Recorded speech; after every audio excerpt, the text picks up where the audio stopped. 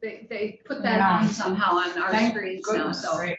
Big help. Okay, so this is Senate Government Operations. It is Wednesday, April 13th, the birthday of Secretary Blumer, just so that everybody in the world knows now. And we are looking at H512. And I think what I'm going to do is Tucker and Ameren, I think both walked, I can't even remember, but we did walk through the bill. They were both working on it. Chris Winters did testify. I don't know if you said everything you wanted to say. Chris, I mean, not everything you wanted to say, but everything that was related to this that you had to tell us. Yes, thank you, Madam Chair. I did finish my testimony. Okay. So then what I think we'll do is jump next then to Carol Dawes. Are you ready, Carol? Sure. I'm frantically dealing with liquor licenses, but Would you rather? Got them all tucked away. They're in a safe place. Okay, we did get your email. I think you sent it to all of us, and we got it supporting this. So if you would just want to talk to us a little bit about this. Yeah, happy to. For the record, Carol Dawes, I'm the Barre City Clerk and Treasurer, and I'm also the Vermont Municipal Clerk and Treasurers Association. I'm chair of their legislative committee. So thank you for giving us an opportunity to share with you our thoughts on this bill. We have been following it along since it was introduced on the House side, and we testified with House Commerce and again with House Government Operations. And we fully support the version of the bill as was approved by the House. You have heard and you will continue to hear references to a couple of acronyms. EURPERA, which is the acronym associated with electronic records and electronic recordings. And I do want to just make sure that there's been a lot of discussion over the last few years about digitization of records. This is not that. This is about electronic records, which are records that are created electronically. They are executed electronically, they are submitted electronically and recorded that way. They only exist in paper if they are printed out. So while there is some overlap with digitization, it's not the same thing. And I just want to make sure that there's an understanding of that. Vermont is the only state in the union that is not accepting electronic records, and it's time that we get on board. The second acronym included in the bill is RULONA, which has to do with remote notarization of records. This dovetails with the electronic records because if you are creating and executing documents electronically, you need to be able to notarize them remotely also. So the two parts of the bill go hand in hand, and we support adoption of both. One thing that we want to make sure is understood is that they're both enabling language. They're kind of baseline language. They get us through the door and give us then the opportunity to start working on how to bring all the clerk's offices and towns up to speed through technology, through internet connections, through funding, to be able to offer, to be able to accept electronic records. So the new bill also creates a new staff person at VSARA, the State Archives and Records Administration. And we're excited about that position because it would liaise with the clerks on land records and actually on all town records. Early discussions with VSARA envision this position as being someone who would visit clerks' offices, to review their systems, their spaces, talk about funding, and talking about where are the barriers to accepting electronic recordings and to providing access to digitized records.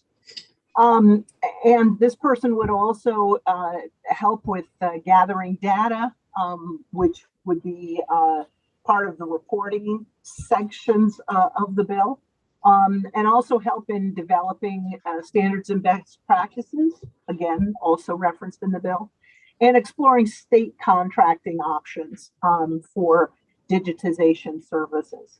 The hope being that there are some economies of scale out there. The bill does call, as I mentioned, it calls for the adoption of uniform standards and best practices, and it does note that there are examples across the country from which to work.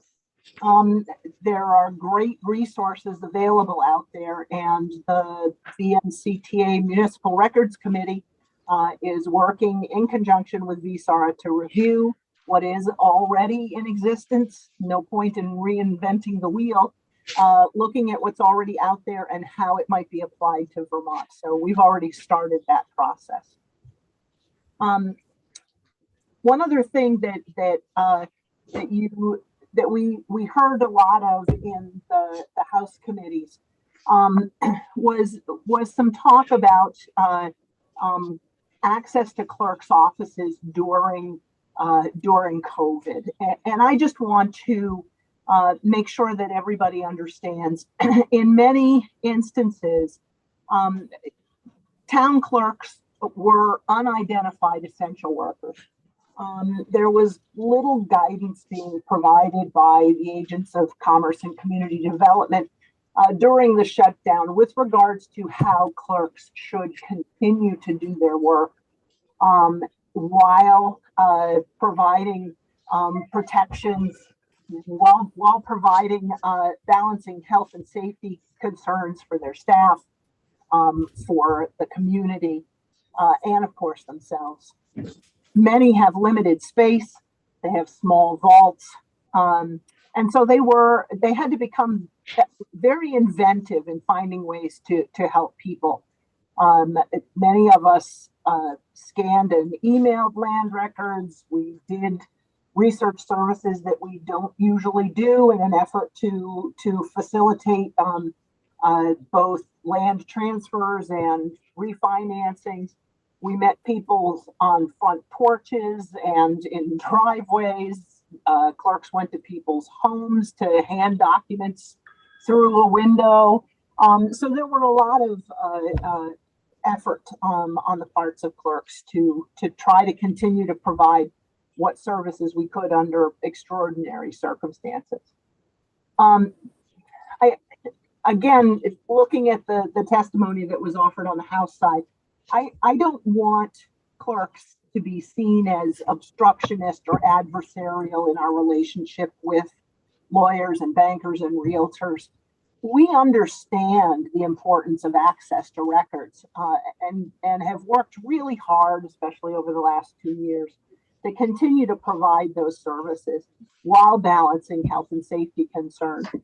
And you may hear from the lawyers later on this afternoon quotes about unprecedented amounts of real estate transactions over the past 2 years.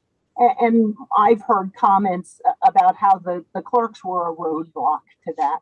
And in all honesty, we couldn't have had unprecedented land transfers if the clerk's offices weren't working hard under extraordinary circumstances to provide service, because behind every land transfer is a clerk's office providing access to records. And I think that we did that well during a really difficult time. You may have noticed last week in your folder of documents for April 6th, which was the last time you took up this bill, there's an opinion letter from Attorney Paul Gillies.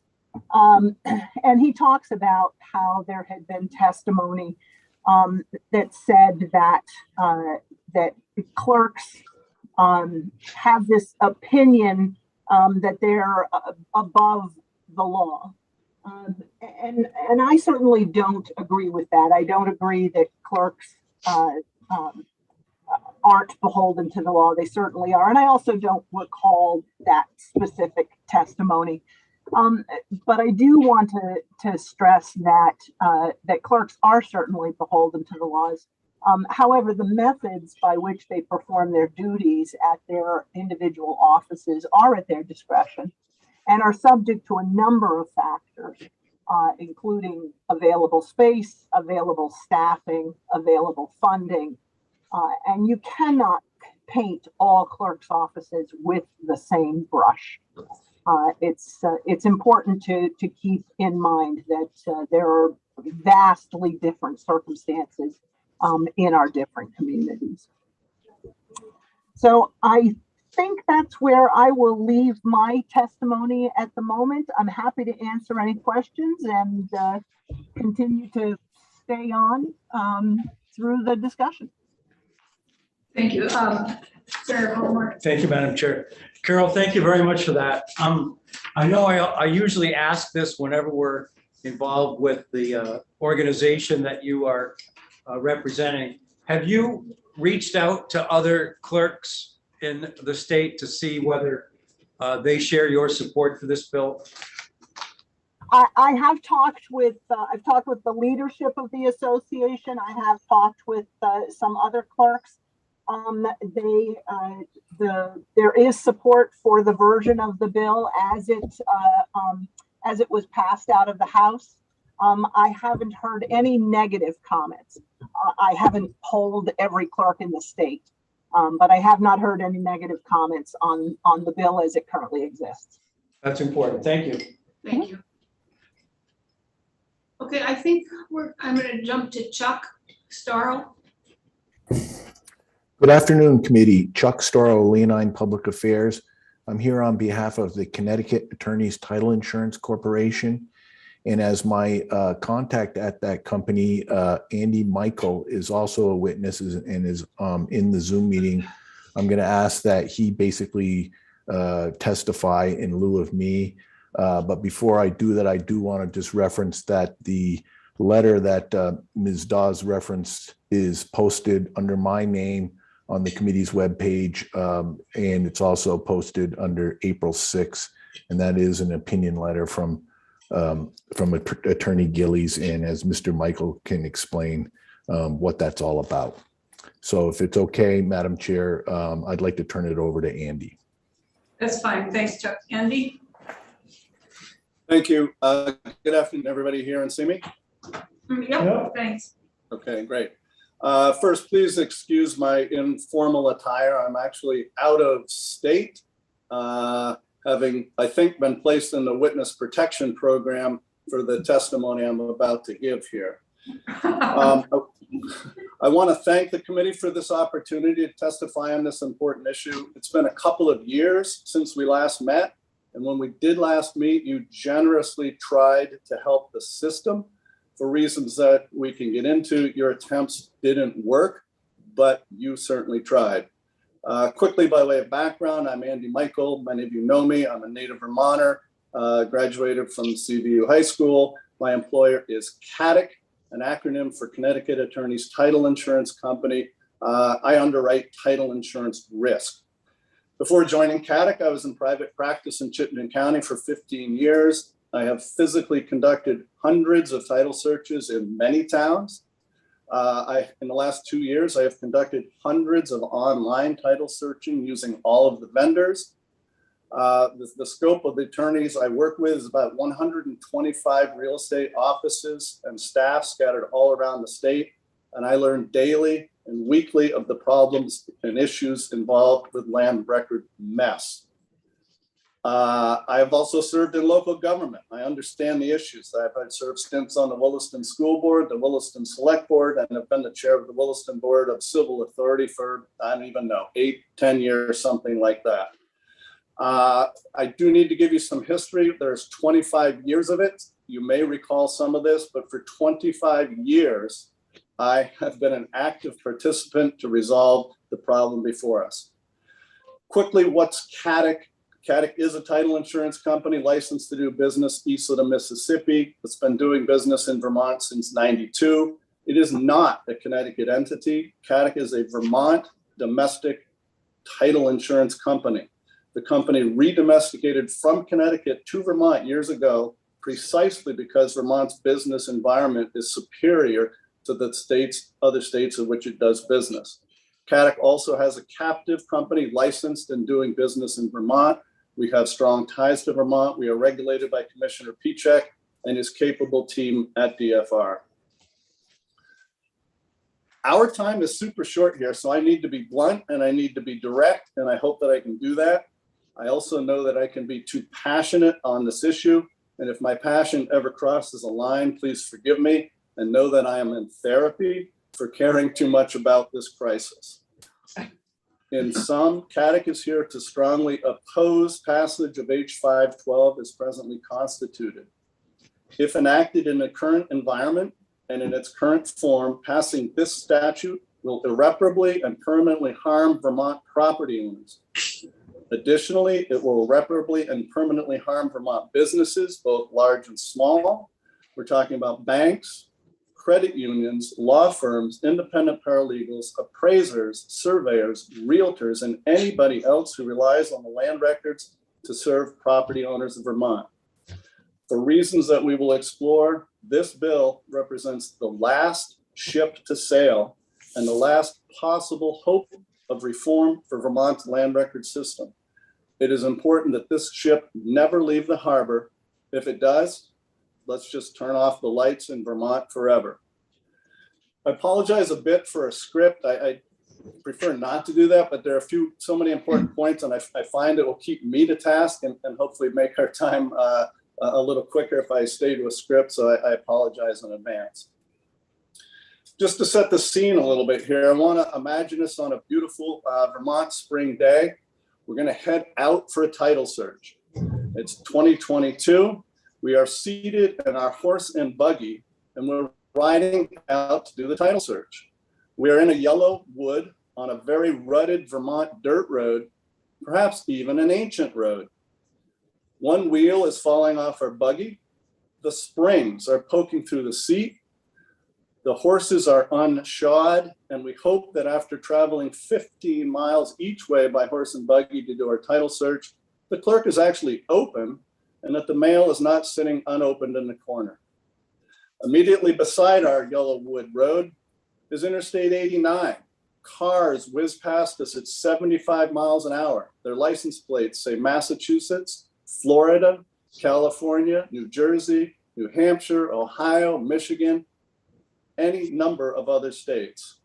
So we see that super highway next to us. We look out over our team of horses and we try to channel our inner Robert Frost, because two roads diverged in a yellow wood, and sorry, I could not travel both. Long I stood and looked down one as far as I could. That's us. We are in the yellow wood. We are staring at two roads. The H512 before you now continues down the rutted, nearly impassable, very ancient road. So ancient, it was created with the Vermont Constitution in the 1780s. The road has a name. It's called the Definition of Insanity Highway. It has a subtitle, doing the same thing over and over and expecting a different result. So we need to be the traveler. With apologies to Mr. Frost, two roads diverged in a wood, and we took the one we had not yet traveled by, and that has made all the difference. So as introduced, not what you have before you, as introduced, H512 was the Robert Frost Road we had not yet traveled, the one that would have changed the system, the one that would have merged us directly onto I-89, the one where we could lose the horse and buggy and we could go 75 miles an hour with the rest of the traffic. The current bill, supported by opponents of land records reform, is frankly reckless and very dangerous, especially in the environment in which it left the House. There has been repeated testimony from the opponents of reform that this bill before you is an important first step in land records reform. Nothing could be farther from the truth. This bill is actually the final nail in the coffin of reform. Your committee is the last hope that Vermont property owners and Vermont businesses have to move us out of the 18th century reality we currently work in. The path forward is to reject H512 in its entirety and bring the parties back next year. I believe this committee has both the vision and the political courage to make change happen, but change can only happen by taking one step back and then two forward. Every day for 25 years, I have worked beside those who are out in the trenches. I have real world and real-time information about virtually every town clerk's office in the state. None of the witnesses, other witnesses, perhaps save Jim Knapp, have that same level of ground level knowledge. So we still need a little bit of context and history here. And one of the important points here is that House Gov Ops never heard any of the testimony that I'm about to give. This passed the House with no testimony from me or other proponents of reform. So again, another reason to step back is to get the input from House Gov Ops with a do-over. So why was H512 introduced? It was actually introduced by CADC, and it was introduced because of no initiative taken by the Secretary of State's office, despite a couple of years of promises. And before I kind of continue here, I want to make clear this is not personal. This is all about business. And yes, I'm sad to say that after 25 years of working together well, there has been a rift in the parties who are testifying. I also want to make clear this is not about lawyers. We keep hearing the House heard it. We heard it this morning, this afternoon already about lawyers. This is not a lawyer bill. This is a property owner bill and a business bill. Lawyers may be part of those businesses, but so are banks, appraisers, realtors, et cetera. So let's please keep that in mind. We introduced the bill because Vermont has the worst municipal land record system in the country. We've heard no evidence contradicting that. In fact, one of the reasons why the opponents of reform want to pass this bill is because they acknowledge we are so far behind. As introduced, 512 brought uniformity, consistency, and accountability to the land record system. It occurred at the perfect time. The system was ready. The state was awash in money. The problems extended far beyond COVID and will extend far after, but COVID did expose us for all of its ugliness. We only needed 1 ounce of political will, and we only needed what might amount to tip jar money out of the hundreds of millions of dollars flowing through the state. Unfortunately, and quite unexpectedly, frankly, strong opposition to land records reform appeared for the very first time in 25 years, right out of left field when H512 was introduced. Opposition came from the Vermont Secretary of State, the VMCTA, and VLCT. Now, many thanks to House Commerce. It took up the bill only because of the logjam at GovOps. Normally, of course, we would have landed in GovOps in the House. So the House took up the bill. It's not Commerce's fault, but they had never dealt with the issues that GovOps, both you and House have had. And unfortunately, Commerce somehow came out under the serious misimpression that the General Assembly had no authority over clerks. Once it formed that conclusion, it gutted reform, stripped the whole premise of the bill that was introduced and put it on the cutting room floor. Worse, in my opinion, the record is clear. On the record, it says that the only way to regulate the market was for title insurance companies to disrupt a business and stop issuing title insurance.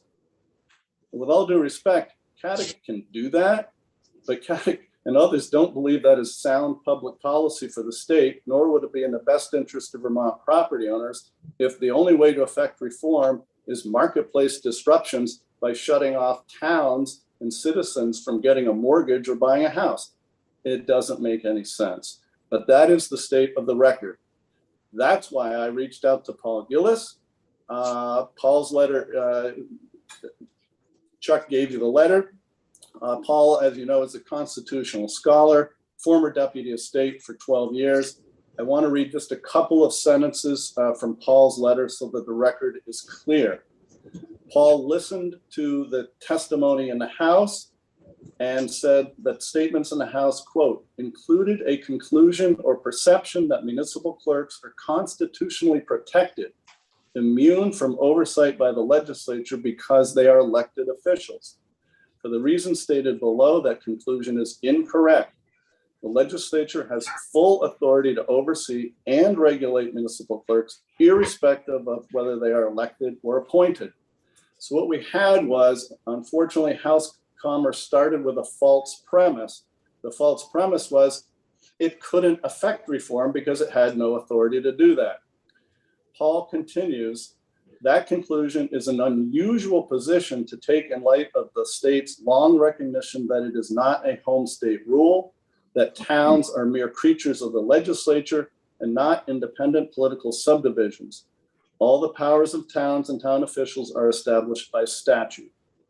Continuing to quote, the Vermont Constitution cannot be read to conclude that the legislature lacks authority to oversee the enforcement of rules and regulations concerning the handling of such important matters as land records, municipal land records. There is no constitutional conflict of interest. Municipal clerks, like all government officials, elected or appointed, are governed by laws. The legislature has full authority to oversee and regulate the functions of municipal clerks concerning land records. If clerks fail to adhere to state statutes governing all of their duties, from elections to vital records to land records, they may be compelled to do so by courts. The Constitution does not immunize them from oversight and compliance with statutes. Municipal clerks must obey the law. They are elected officials by the fact that they are elected by voters does not change that fact.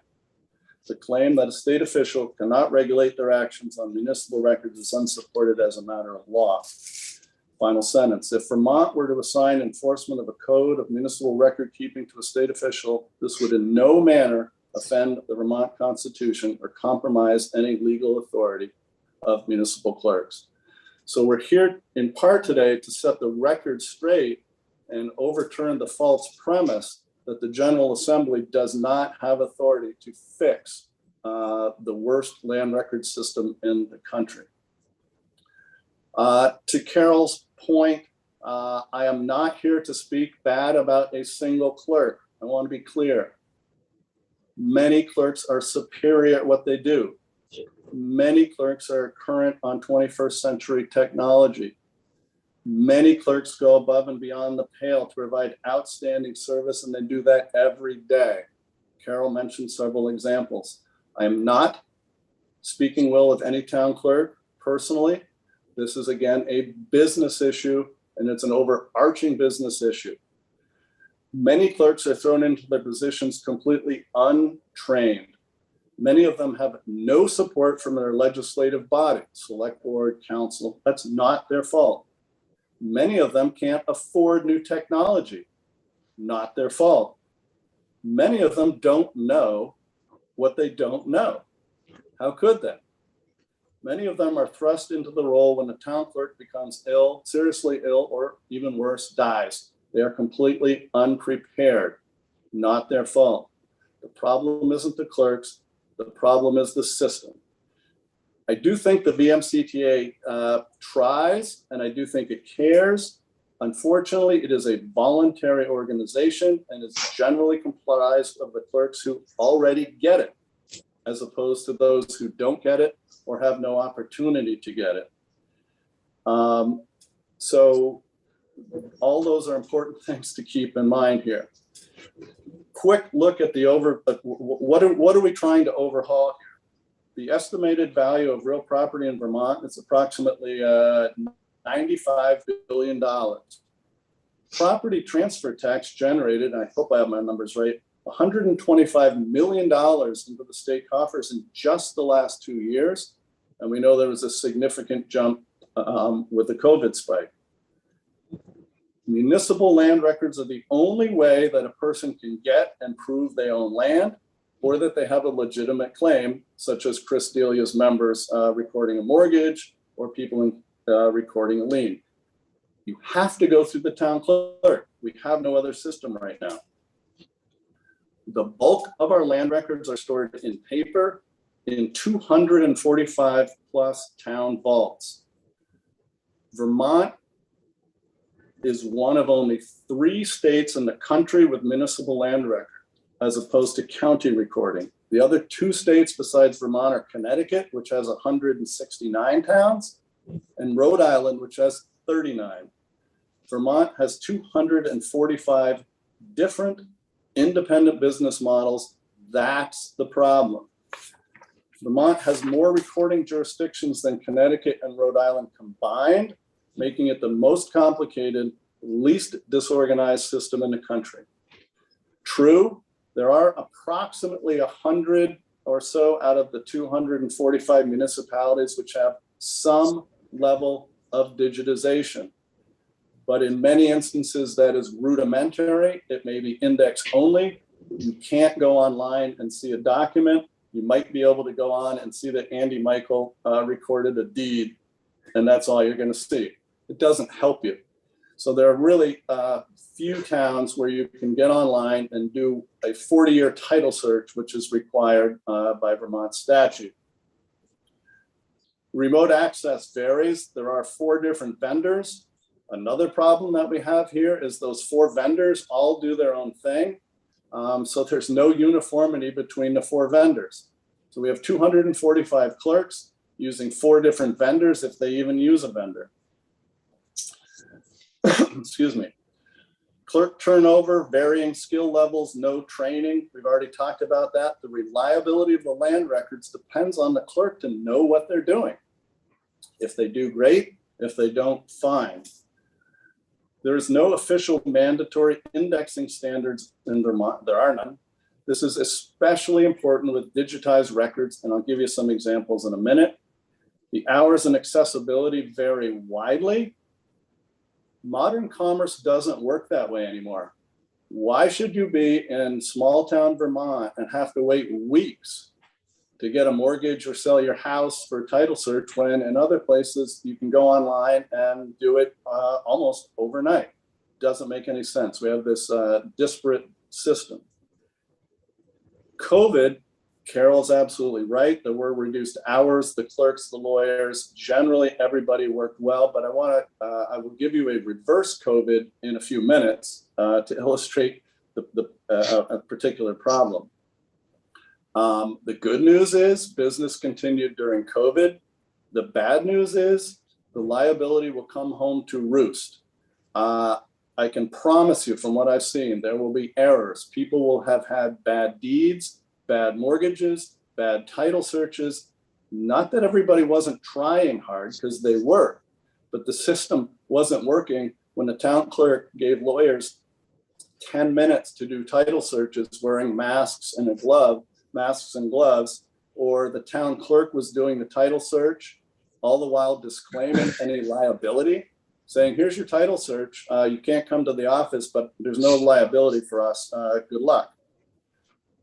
Geographical challenges. Again, Vermont has 245 towns. We have title searchers driving hundreds of miles to do title searches. The carbon footprint alone is ridiculous.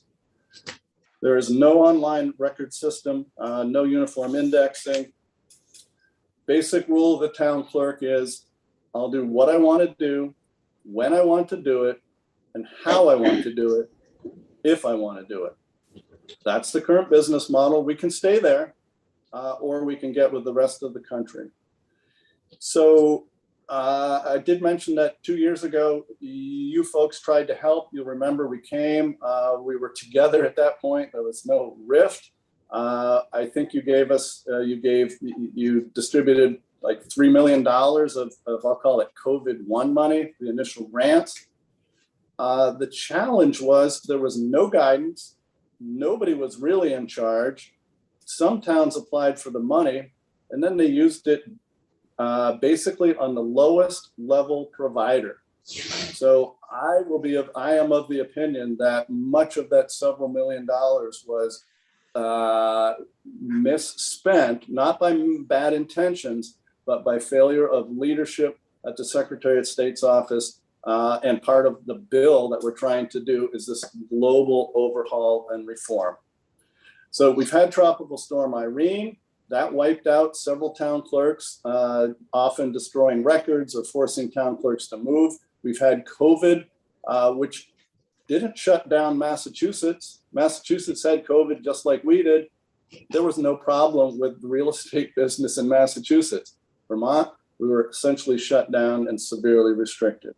So what we need is an overarching, comprehensive system that is simple to do. So until this year, there was no disagreement about the need for reform. And I'll refer you to the best summary is actually from the Secretary of State's office, prepared in April 2020, a working draft to be submitted to the General Assembly entitled A Recommendation for Action. This is the Secretary of State's office. The state of Vermont, through different legislatively created committees and a state commission, has attempted to modernize the recording of land record documents for more than 2 decades with little or no success. While some of the challenges faced by each committee and the Vermont Municipal Land Records Commission have diminished over time, others remain. The observation of the Secretary of State's office is that disparate recording practices, inconsistent infrastructures and systems, and varying philosophies regarding the role of the recorder require action by the General Assembly if these are concerns the state of Vermont truly wants to change. These concerns can be addressed through the practical and rational adaptation of statewide standards and sustainable support from state government.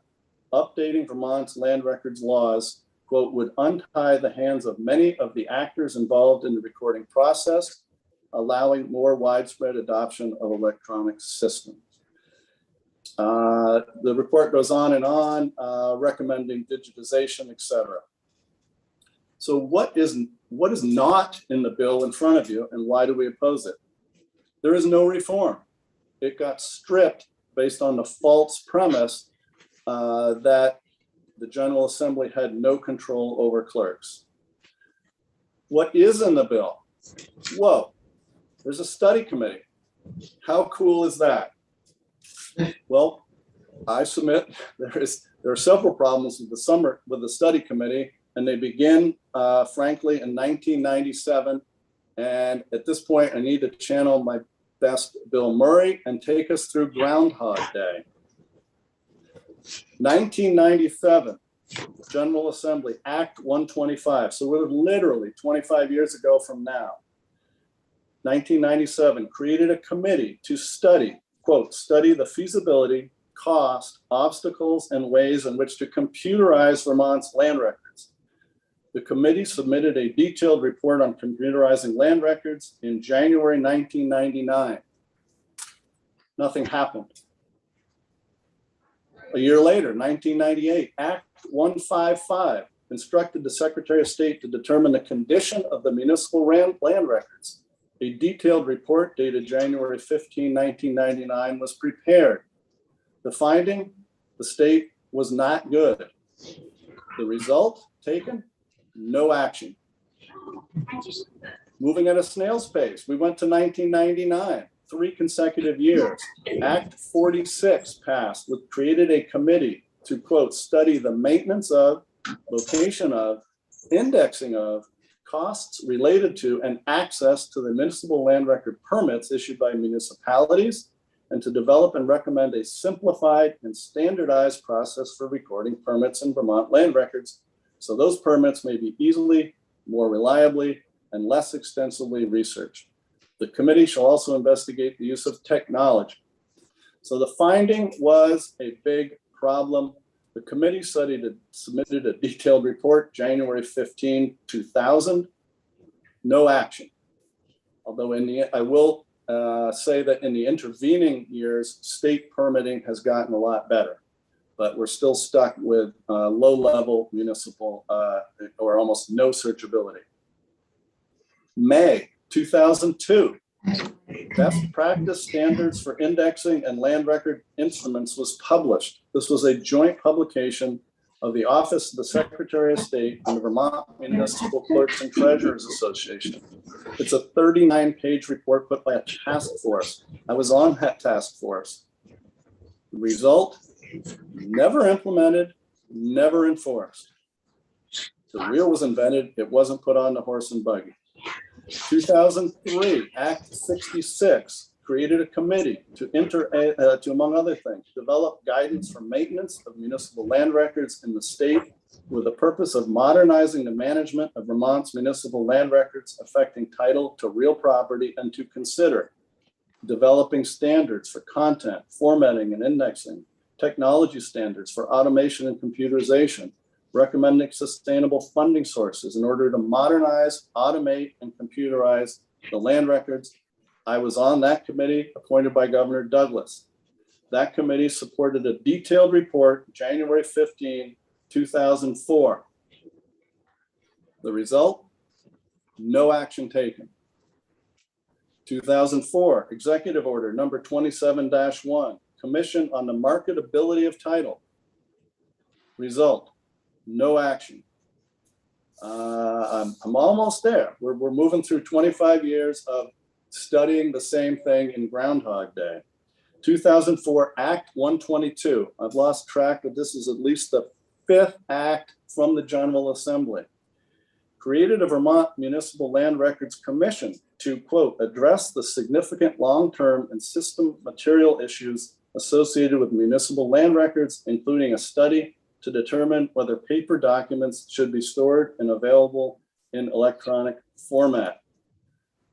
The result, filed a report 2 years later and discontinued activity. The report, however, said do this: update and adopt best practices standards for indexing, establish a municipal records accreditation office, establish a municipal grant program, establish a parcel-based indexing system. Nothing happened. 2013, a strategic plan for Vermont's land records charter project and planned by Vermont Secretary of State. Result, no action. We don't need another study committee. We know what the problem is. We have known the problem for 25 years. The General Assembly has ordered not less than 5 study committees. They've all come back. All we need to do is read them, although we don't even need to do that because the parties here know what the problems are. Even worse, however, again, based on the false premise that unfortunately was created in House Commerce, this study committee cuts out the users of the land records.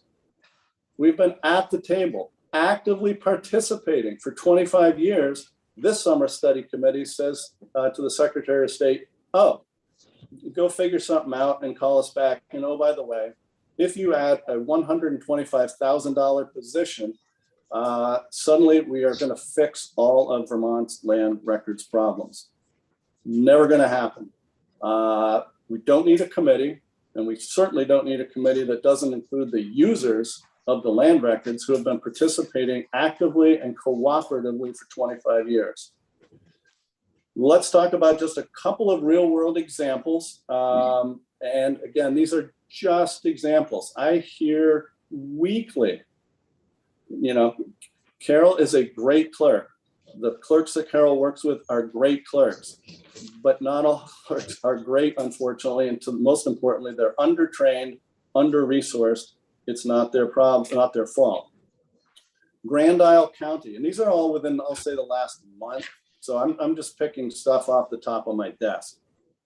Grand Isle Town, and I'm not going to name names. There's no shaming. There's no embarrassment here. It's a statewide problem. Title searcher called me to report that they had missed a recorded mortgage. In our world, nothing could be worse than missing a mortgage, because the next buyer is going to buy the property and the title searcher didn't find a mortgage. So let's peel back the onion just a little bit. Imagine you are a title searcher and you go to a town that is online. You enter your password and you go into Grand Isle Town A. You can see the records. This is one of those towns where all of the records are there, and you type in Andy Michael and you hit submit. And what will happen is every document that has Andy Michael's name on it will appear. And you can then go down and look at each document. You can see a deed, you can see a mortgage, you can see a tax lien, you can see a mortgage discharge, you can see everything. What the searcher does when they first go onto the site is there is a date at the top. And the date at the top says records are current through this date. So the searcher says to themselves, I'm doing a search on April 15. These records are up to date through April 1. It tells me right on the screen. So everything before April 1 concerning Andy Michael should be here. Well, the lawyer did that, the searcher did that, and there were no mortgages. Somehow the searcher learned about a mortgage, called up the clerk and said, hey, I'm looking at the website that you use for your third-party provider, and it says your records are current through this date. The clerk responded, well, I haven't scanned documents to the provider since early 2021. So the date relied by the searcher in good faith on, which should be supervised by the town, was completely wrong, and the lawyer missed a year of recorded documents. I can tell you this probably exists in other towns. I can tell you there are towns that have electronic recording, but the clerks are weeks or months behind, which means the online record system is of little or no value. You still have to drive there because the last 2 months is sitting in a corner somewhere or in a day book that you physically have to go to read. Rutland County town. Town clerk failed to record municipal permits or notices of municipal permits in the land records, which is a statutory requirement. It has been a statutory requirement for a very long time. This clerk hasn't recorded them for years. So if you are the title searcher and you go look for Andy Michael's property, you're not going to find that I have a zoning permit, that I have a building permit, that I have a violation of a permit. None of that information, which is statutorily required, is available to the searcher.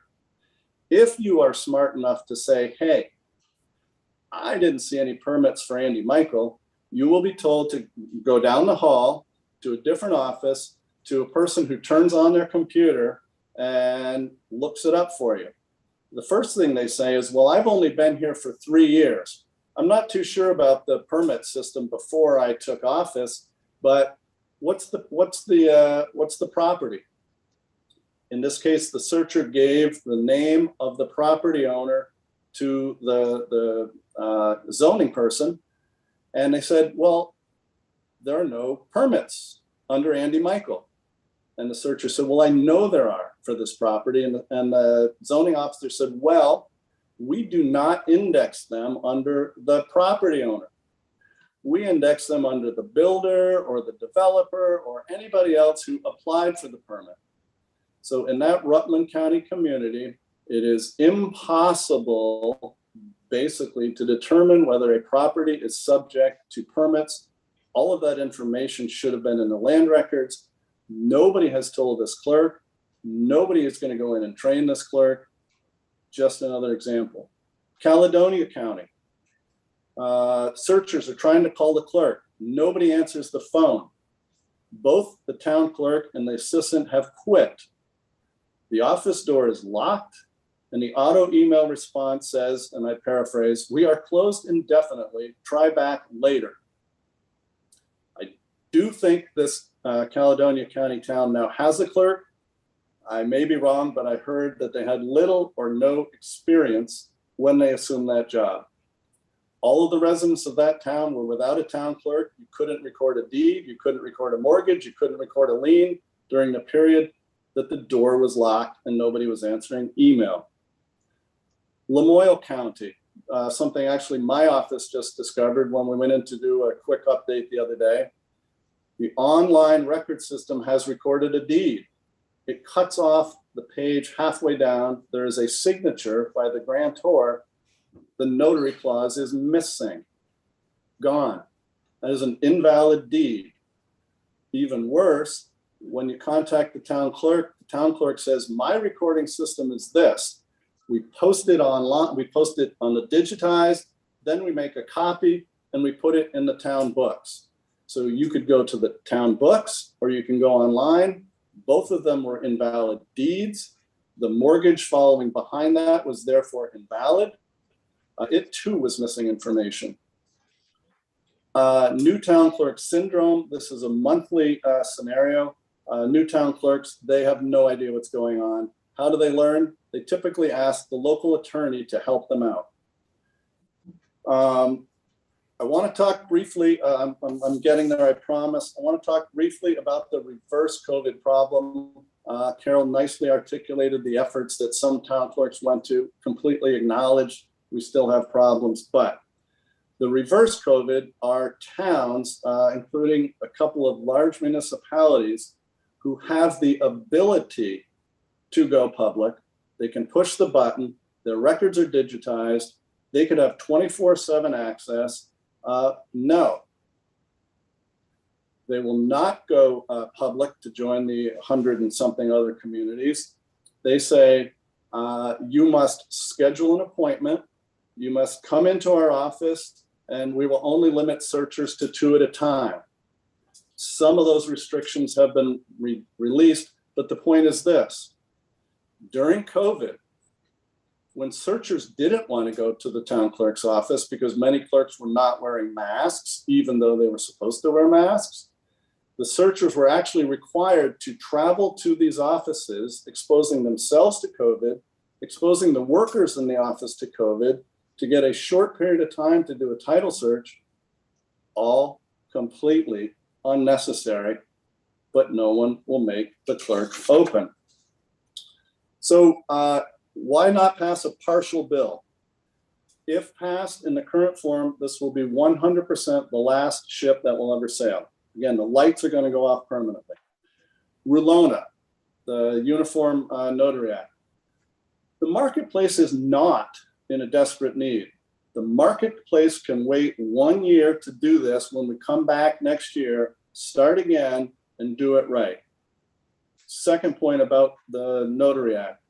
As constituted, this bill lacks some very important consumer safeguards. New Hampshire recently passed a remote online notarization act that had consumer protections in it. This will require a carefully vetted discussion. We simply don't have time to do that this session. Electronic recording. Again, the marketplace can wait 1 more year while we do this right and we modernize the whole system together. First, very few municipalities, if any, will be ready, as Carol explained it, to do this digitized electronic recording. So yes, eventually we need it, but we need it as part of reform. Why are opponents of reform pushing to get these uniform laws passed? Why are they pushing so hard, even though the bill is stripped? Why are they all in favor of it?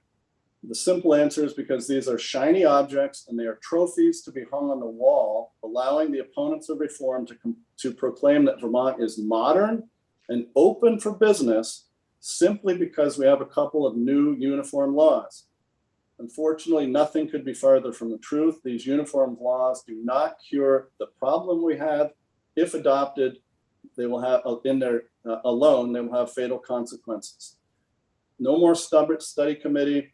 The fox will be running a hen house.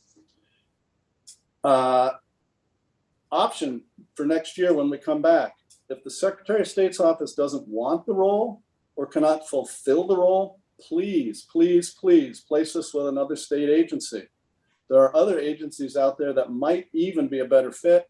Jim Knapp may or may not be able to address some of that. We have knocked on a couple of doors, and there are some good fits, but we're going to need this committee's help next year. But imagine just being able to do a title search, using some of the GIS information or listener information. In conclusion, our horse and buggy needs to merge onto the information superhighway, but we need to do it the right way. It is not H512. We need a total reset. We need a do-over. We do need to throw the baby out with the bathwater. As Paul Gillis capably told us, we need to understand that the General Assembly does have full and complete authority over modernizing land record system, and we need the political will and courage to change effect. H512 is the same old, same old, same old. It's a voluntary basis that doesn't work. We don't need trophy uniform laws. Thank you for your patience with me. Thank you. Well, that was certainly very colorful and passionate. I do take exception to your characterization of the people who are supporting this bill as opponents of reform. I do not think that's true at all. I think that they really want to have the reform, but they are not doing it in the way you want it. But so I really take exception to that. And this bill, from what I understood, is not about digitizing land records. This is about the creation and access of electronic records, not digitizing the records that currently exist. If I'm wrong about that, somebody can correct me. And I understand that what you want is you want a centralized system where all land records are kept that will make it easier for title searches, but that upends the whole system we have of our local government and of keeping land records in our town clerk's offices. I had one other thought about it sounds as if you don't want town clerks to be in charge of these because there are new town clerks that don't have the experience and training. And so we're talking about really, really major systems reform that goes well beyond the electronic records creation. And I just don't, I'm not sure why you feel that passing this, which only deals with electronic records, will stop the reform of the digitizing of land records. I don't get that at all. I'll tell you, we have dealt in this committee with many, many, many, many reports on many, many, many things. That's what the legislature does. And we have made progress on them. We have tons of studies on law enforcement. And we have been making progress on changing law enforcement and changing the culture and increasing the training. But so I just had to say that I think that you're characterizing the people who are supporting this as opponents of reform is unwarranted. Well, I appreciate that. I respectfully disagree. The bill as introduced would have done a lot of things. Constitutionally, there is no attempt to take land records recording away from clerks. That can't happen. We have some simple ideas. The bill was introduced for continued discussion and work. Somebody got the reform chopped out, and we now are left with a couple of shiny trophies that lack consumer protection. And we're cut out of that study committee. You'll never hear from us again. We are the businesses and we are the representative landowners. I doubt that we won't ever hear from you again. I think we will. Senator Parks. So Andy, thanks. I appreciate your concerns. I would like to know where do you think we're compromising consumer protection?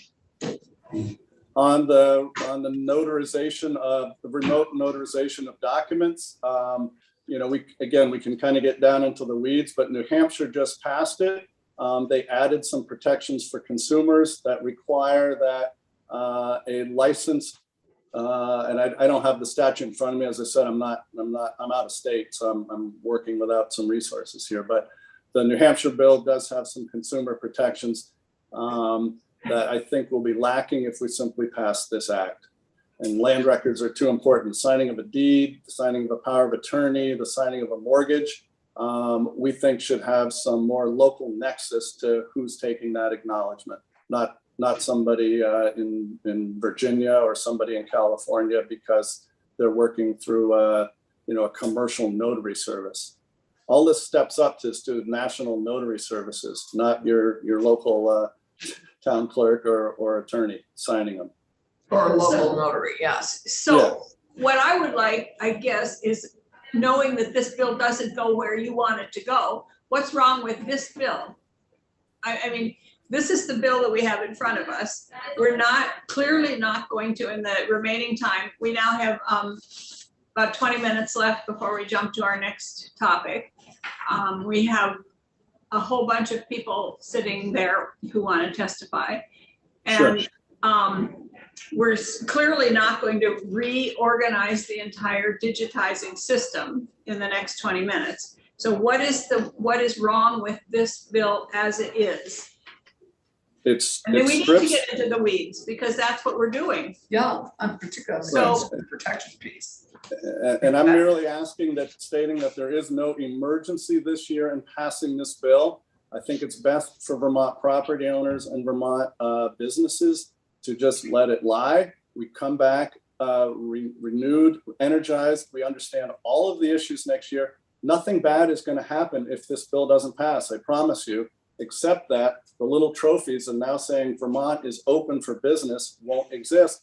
The reality is we won't be open for business on your PIRA. We don't, it's not going anywhere right now.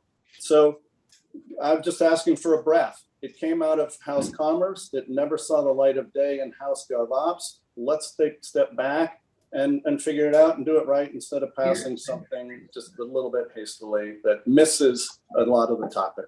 It's just Okay.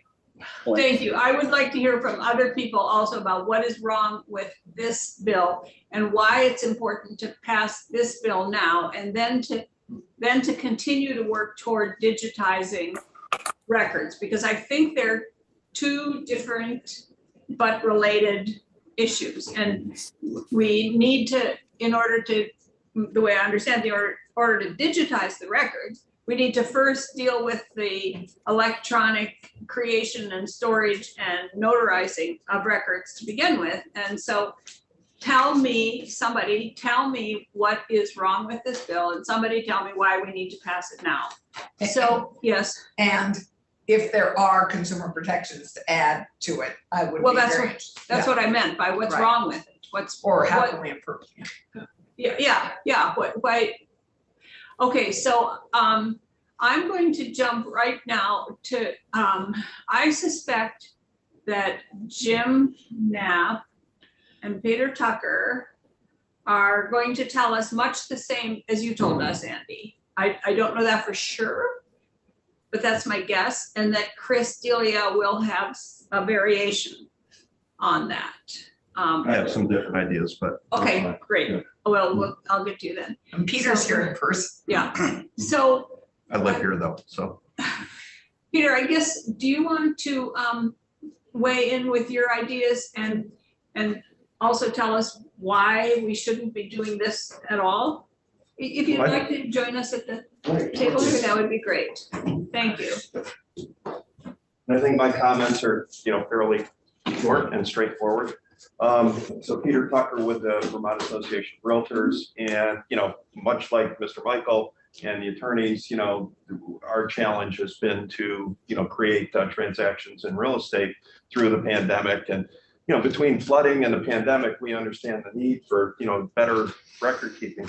I think that, and I went back to the original bill, that had language, I think that did accomplish some things. The frustration that Mr. Michael is expressing is really that, we've done these study groups and kind of, we haven't had any real directive, to do things.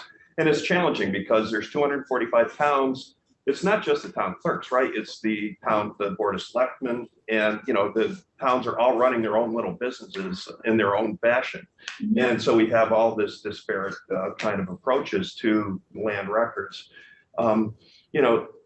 my concept or our concept of this bill coming in was that, you know, if we can find ways to standardize things, that there's 4 vendors out there that do digitizing of records, right?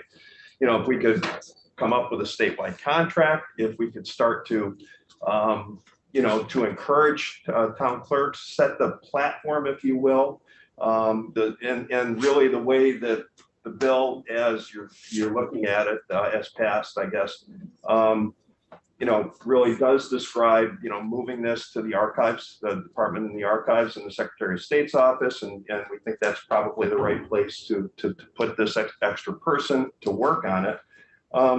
But the bill that you're looking at says, you know, we'll report back in 2 years. We'll give you an interim report in 1 year.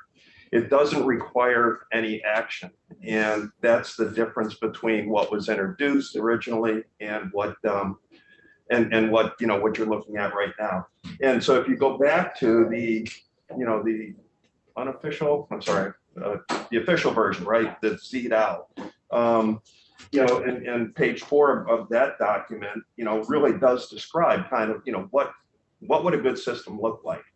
You know, it would grant uniformity in municipal land records. It would provide uniform recording and indexing practices. And this is all in language here. Create and enforcing rules and regulations, advise and provide technical assistance to the towns, and provide, or, you know, ensure low-cost repositories for land records. So, you know, those are the objectives, right? And you can't, I mean, you just can't tell all towns to do that. I mean, I'm not sure of the, you know how you would go about that, but if you've set up a good enough system in advance, you know, it's a carrot or stick thing. You know, are you going to provide a good platform that towns can take advantage of? Or are you just going to say you must do this and beat them over the head until they get it done? You know, we think that providing that platform would be a good step forward. So in the language that you're looking at in the existing document, let me just get on the right page. Okay. And this is, just say, Sure. Peter, this is going forward. I mean, this is, we're not going to ask them to go, but other than the digitizing, which could be uniform on a statewide contract and all the same. Right. And towns have obviously started to digitize the records and have been doing so for quite a while. But this is, I assume, mostly prospective. Right. I mean, this is going forward. Going forward. Uniform system. Yeah. I mean, so I think that, you know, charging the Secretary of State's office to try and provide guidance to the towns, but also kind of come up with a program, a standardized program, you know, would be very, very beneficial. At this point, it's merely saying, you know, the Secretary will report back in a year's time on our progress. And I actually, you know, so I'm a little newer to the game than Mr. Michael. I've been doing this for 20 years. But, you know, it does seem to me that there's a real interest on the part of the Secretary, the Deputy Secretary, and also the Archives Office to make progress on this. So I think that if you said, you know, please develop rules in the next 2 years, essentially, or, you know, reporting back on January of 24, I think is what the language was, that do these things, right? And you know, provide an interim report. The interim report was July 2023. That if we could build the platform, if you make it, then they'll come, you know, kind of, you know, an analogy, you know, to the recording of digital land records. And as far as the notarization piece of this, you know, our focus has really been on the first part. The notary rules, to me, look very thorough. You know, if there's other rules that need to be added, that makes sense. Having remote notary work definitely helped us in the pandemic tremendously. And, you know, I think that making sure that's a permanent thing is a very good approach. But it's back to this land record platform. So we would encourage you to put in kind of the language out of the original bill that says the Secretary will, or I think this one was still the Secretary may develop those rules. You know, I think it should be a stronger word than may, and give them that next year and a half to really, create a platform that towns can take advantage of. Offer it to them, some municipalities will pick it up right away, others will not. We thought about this a lot in our housing, proposals that, if we do have Act 250 reform, we can't guarantee that every town's going to take advantage of that. But the ones that are interested in providing better housing, they're going to, and I think this is kind of the same thing. If you build a good enough platform, towns will start to use it. The other part of that is, providing grants to towns, I think, is something that you would have to then look at down the road, maybe not right now, but yeah. In our other bills. Sure, yes, municipal bylaw, Bylaw modernization. And the modernization, I believe that they would be grants to modernize their. And we did have a little piece, in Article 1, that. Municipal planning, so I think it could be the municipal planning piece, I think it would be. And there's some work group that got taken out, or it's. Well, that's the other thing is that the reporting back to the legislature is really just by the archives office. In other words, they would create and prepare the report and report back to you. And in the original language, there was a, kind of that stakeholders work group to help. And I think that, we were part of that with the digitizing, for COVID. Certainly the folks up on the screen, you've got your list of stakeholders pretty much. Yeah. Is that helpful or hurtful? Or do you let the secretary kind of run with this for a while and report, come back? And, we would obviously be interested in helping and participating. But at the same time, I would think if the secretary has to create rules, has to create this platform in the next year and a half, that would be the most beneficial thing you could do, So it's interesting because I also made a note here about looking at the pros and cons of a single statewide contract. And I don't know that is necessarily necessary, but we're looking at the same kind of issue in law enforcement around reporting of incidents, and different agencies, entities were using different systems, and so that you couldn't compare them at all. And we now have, I think that we heard we have 71 out of 73 agencies all using the same. Which is helpful. Because, and the way they did it was not by saying you're going to have to use this system, but by making it such a nice usable system that people jumped onto it. So, yeah. That's my testimony right there. Yeah, exactly. Okay. Yeah. So that was helpful. No, yeah. Thank you. Yes, Allison. So Peter, I've used if you've had a parent die in the last couple of years, you've used the digital notarization or the electronic notarization, particularly if it happens in another state. And so I'm just curious, with your experience having done that in the last 2 years, are there precautions we should be adding to this, or do you think this is actually ready to go at the moment? And I'm not a notary. When I hear there aren't consumer protections for people. Right. And I don't know it well enough to be able, but you have experienced, I was looking at it, I'm just curious. I guess the only additional thought I have there is that if you open it up to, any notary can be a notary in Vermont, regardless of where they are, then you're going to have a lot of processors, mortgage processors and things of that nature, just doing all their notary work and, wherever their office is. And who don't necessarily have the same notarial standards as we have. Right. Well, they would have to adhere to it, right? Yeah. If they were going to perform work, they would pay the $30 fee, and they could be a notary in Vermont. So that, I guess, would be the only thing. You want to keep it here, a little bit more, so you have a little better control over that, even though the remote thing is going wherever it needs to go. But, yeah, and you can work with your local notary too, and it can be electronic all at the same time. Right. But it also could be a notary in India or somebody, if they were, if they paid their fee in Vermont, they followed the rules, so that would be the, how much do you want to control that too? I don't know. So is it a fee opportunity? I guess that's a question for the secretary. Yeah, So somebody- they have to. somebody else besides me. They have to pay the fee, and it states expressly that they are a notary located in the state can perform a remote notarial act. So they do have to be located. in the state. Located in the state. In the state. Is the language. Oh, I see that. Oh, good, okay, good. Good. Okay. So then what did Andy mean by talking about using companies around the world? Because it does say That was here. my impression, yeah. All right, okay, Thank you for yeah. clarification.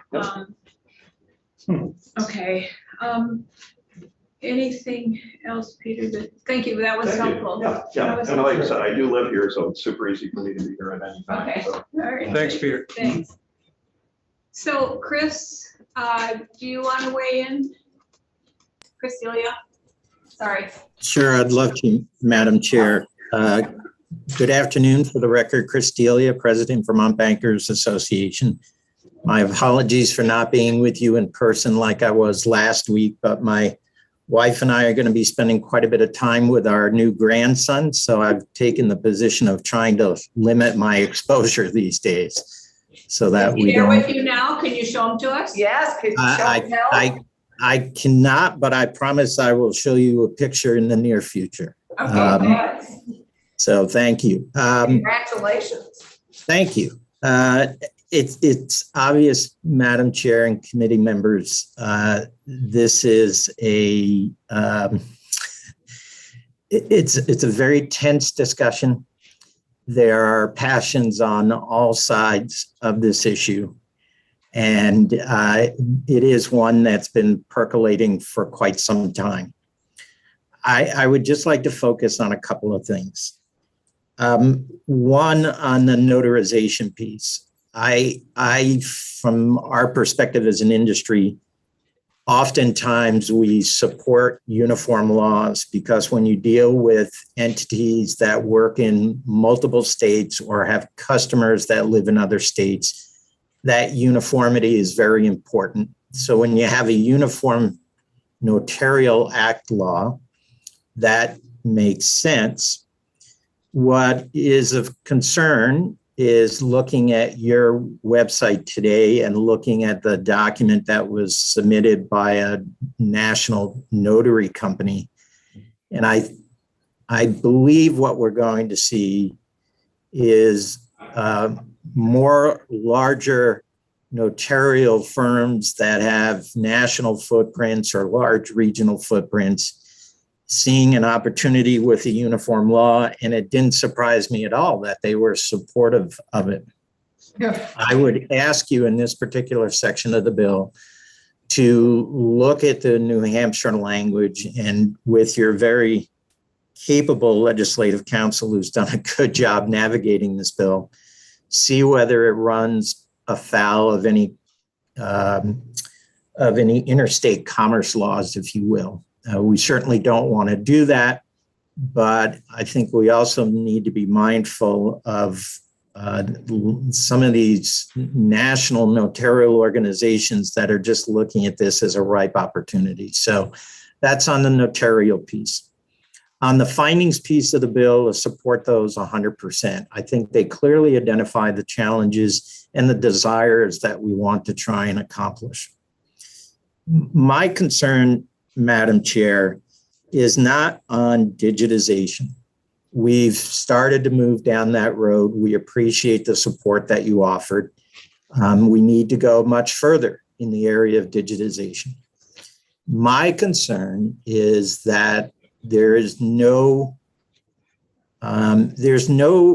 requirement to force a town to accept an electronic record.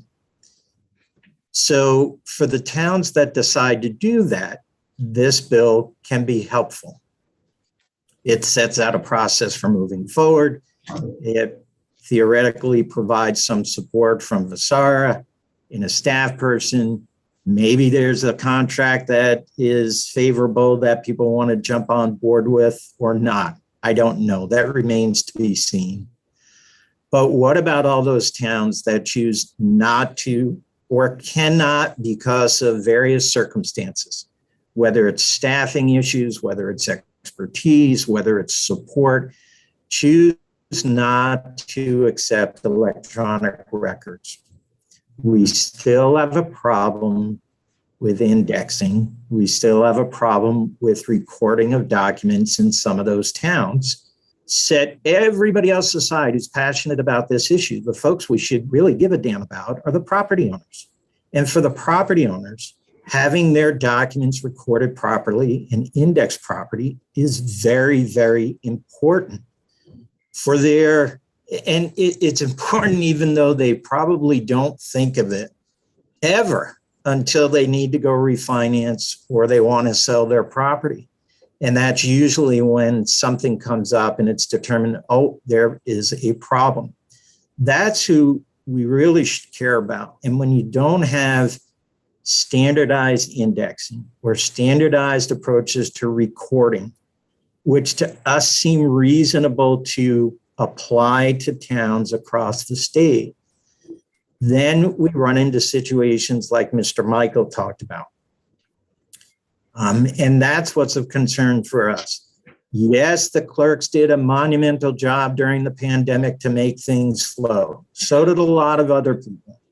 But the challenge is when you have limited access to those records and somebody is in desperate need to refinance because they've lost all of their income because of the pandemic, and the process gets delayed because of challenges of getting access to the records, or because it wasn't recorded properly or indexing, that becomes a problem for that individual.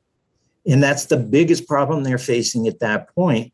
So yes, you can do the electronic recording piece. The uniform approach makes sense, but the problem is, what about all those towns that can't or opt not to?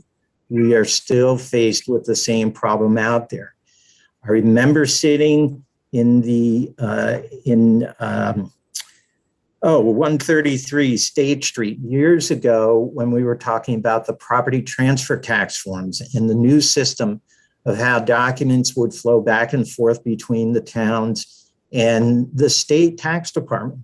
And ultimately, a solution was arrived at. I don't know why we can't come up with something akin to that. Not that we're involving the tax department, but a system that at least all clerks, regardless of your education or training or support, index a certain way, record documents a certain way.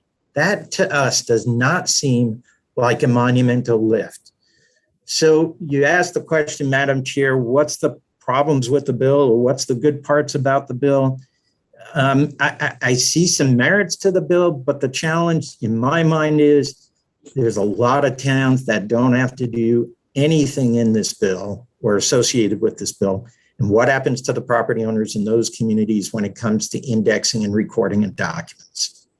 So therefore, creating those standards and I guess whether it's done in statute or rule and requiring the clerks to follow those standards to us doesn't seem to be a big lift. We should be expecting that. So I'll stop there and I'm happy to answer any questions. We want to be part of the solution, not part of the problem. Right, you're. So, I would be very curious how many towns there are that don't, and how many of them don't because they choose not to, and what it would mean that they can't.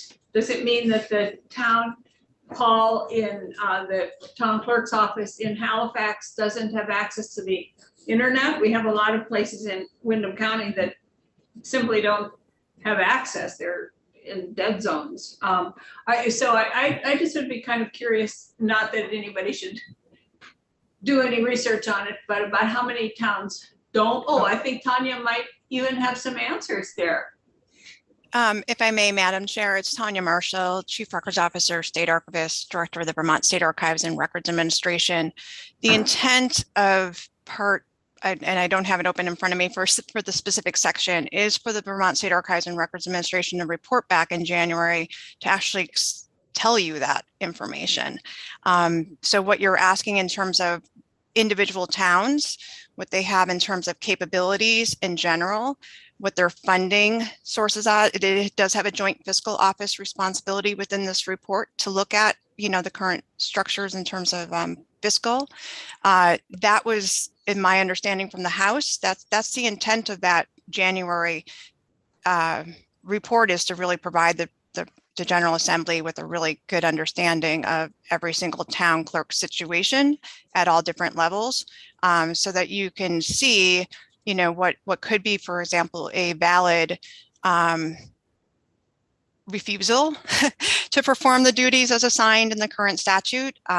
What might be a barrier based on technology and services, what could be possibly a barrier in terms of financing. Land records are currently in structure as a fee structure. So I think, in terms of all the testimony that's been provided, and I do have structured testimony, but that is my understanding of the intent. It's not a study committee. It is for the Vermont State Archives and Records Administration to actually do this work in the next, it's almost May, I guess, for the next several months, to come back in January and give you a very objective report of every single town clerk situation, so the General Assembly can understand how to proceed moving forward. And I'm happy to I just don't want to jump the line on any forms of testimony, but I do want to let you know that that's our understanding of the intent, and that's what we agreed and support as part of that process. I think it's an important step to do. Okay, so Madam Chair, I'd like to add one other item. sure. My apologies for forgetting. In looking at the makeup of the task force, it states Secretary of State's office, FSARA, leagues of cities and towns, and other interested parties. I would ask you to spell out some of those interested parties. I think you've got practitioners who work in the field on a day-to-day basis. You could look at the Bar Association, you could look at the banking community, who are very interested in this report. And I think it would be, given the state of people's posturing on this bill, I would ask that you be more specific as to who's at the table rather than just leaving it vague with other interested parties. Thank you. What section is the task force? That's on page 7. Okay, yeah, it's earlier on. I'm going to suggest that we're not going to finish this today. Okay. I'm going to suggest that we do a couple things, that we also get a copy, and I'll make sure we get a copy of the as introduced, so that we can see the language that Peter was referring to there in terms of kind of the basic standards for a platform. And just look at that bill and look at this one, that we do that, and then we come back and take it up again next week. Because I think that I think people need to have a little break, and we're doing a couple other bills this afternoon. And so I apologize to people who've been waiting, but and Gail and we have not settled on next week's agenda yet. So is there a day when the major players here could not be with us? It doesn't look like anybody has any. So we'll schedule that, and everybody will get an invite. And in the meantime, we'll get copies of the original bill, so that we can look at that. And